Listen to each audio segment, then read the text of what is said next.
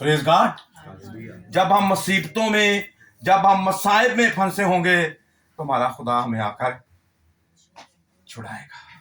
आप चाहते हैं दुख तकलीफों में खुदा आपके साथ हो तो ये 4 काम कर लें, वो आपके दुखों में और कोई ना आए, आपका खुदा आपके साथ आकर खड़ा होगा। आमीन।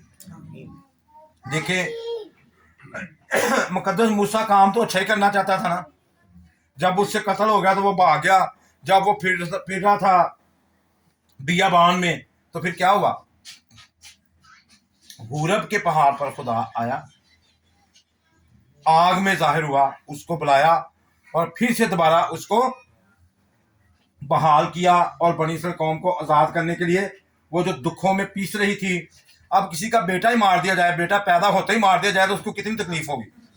बेटी को जिंदा रखा जाए और बेटे को इतना काम करवाया जाए, इतना काम करवाया जाए कि रात को उनके कपड़ों को उन्होंने रस्सियां बांधी थी, उठो और काम करो, और उजरत बिल्कुल ही कम दी जाए।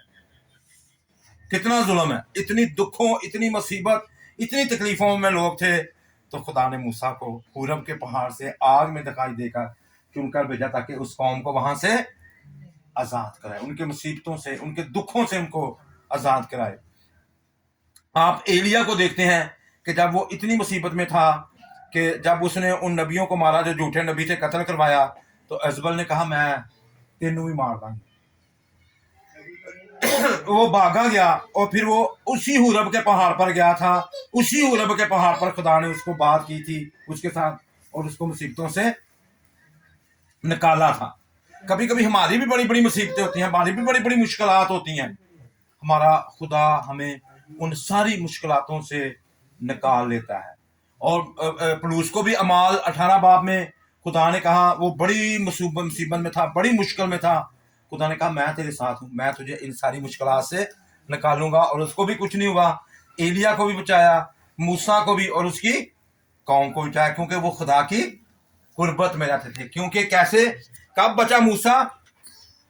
जब खुदा की वो आग दे के जूती उतार के खुदा की कुर्बत में चला गया, वो भी बच गया और उसकी कौम भी बच गई।